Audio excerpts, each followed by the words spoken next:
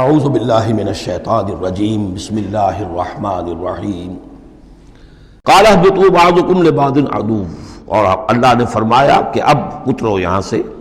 حبوط کے بارے میں گفتگو میں سورہ بقرہ میں کر چکا ہوں۔ تم ایک دوسرے کے دشمن ہوگے۔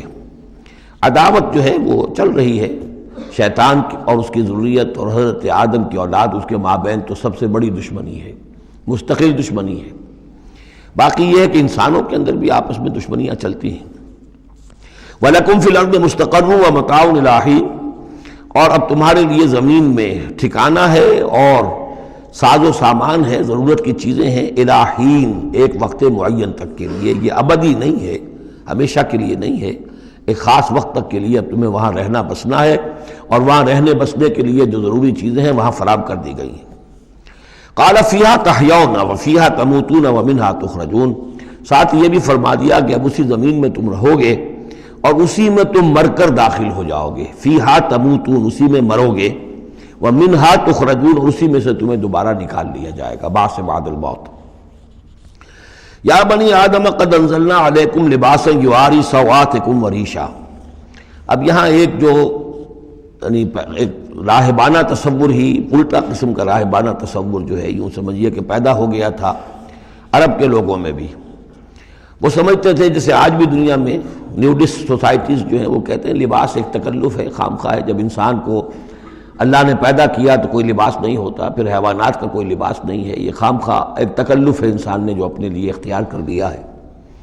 عرب میں یہ رواج پڑ گیا تھا کہ مادر زاد برہنہ ہو کر مرد اور عورتیں طواف کرتے تھے خانہ کعبہ کا، اور یہ گویا کہ بڑا اونچا کام تھا، گویا کہ ہر تکلف سے، یعنی بہرحال اب بھی ہم طواف کرتے ہیں تو صرف 2 چادریں ہوتی ہیں۔ انہوں نے کہا کہ وہ چادروں کا تکلف بھی کیا کرنا ہے، بس جیسا بھی اللہ نے پیدا کیا ہے، مادر زاد برہنہ مرد اور عورتیں جو ہیں وہ طواف کرتے تھے، اور اس کو بڑا نیکی کا کام سمجھتے تھے۔ بہت یوں سمجھیے کہ اپنی یعنی سیلف انہیلیشن یا اپنی نفی ذات جو ہے اس کا بہت بڑا مظہرہ تھا۔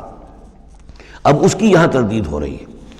یا بنی آدم، آدم کی اولاد، قد انزلنا علیکم لباسا، ہم نے تم پر لباس اتارا ہے، یواری سوآتکم، جو تمہارے شرمگاہوں کو ڈھانپتا ہے، وریشا، اور تمہارے لیے آرائش کا سبب بنتا ہے، زیبائش اور آرائش کا۔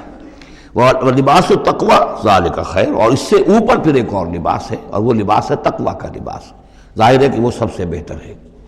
اگر تقوی کا لباس نہیں ہے تو بسا اوقات اور انسان لباس پہن کے بھی ننگا ہوتا ہے، اتنا تنگ لباس کہ اس میں جسم کے سارے نشیب و فراز ظاہر ہو رہے ہوں، یا اتنا باریک لباس عورتوں کا کہ جس میں وہ جسم اندر سے جھلک رہا ہو، تو وہ لباس پہنے ہوئے بھی، جیسے کہ حضور نے فرمایا، اللہ تعالیٰ لعنت فرمائے ان عورتوں پر جو لباس پہن کر بھی ننگی رہتی ہیں۔ تو لباس التقوی ذالک خیر، ایک اور اضافی جو ہے وہ تقوی کا ہے، شرم ہو، حیا ہو، تقوی ہو۔ ذالک من آیات اللہ لعلہم یذکرون، یہ اللہ تعالیٰ کی آیات میں سے ہے تاکہ یہ لوگ نصیحت اخذ کریں۔ یا بنی آدم لا یفتننکم الشیطان، اے بنی آدم دیکھو تمہیں شیطان اب نہ بچلانے پائے، نہ دھوکہ دینے پائے، نہ فتنے میں ڈالنے پائے۔ کما اخرج ابویکم من الجنہ، جیسے کہ تمہارے دونوں ماں باپ، جد امجد اور اماں حوا کو اس نے نکلوا دیا تھا۔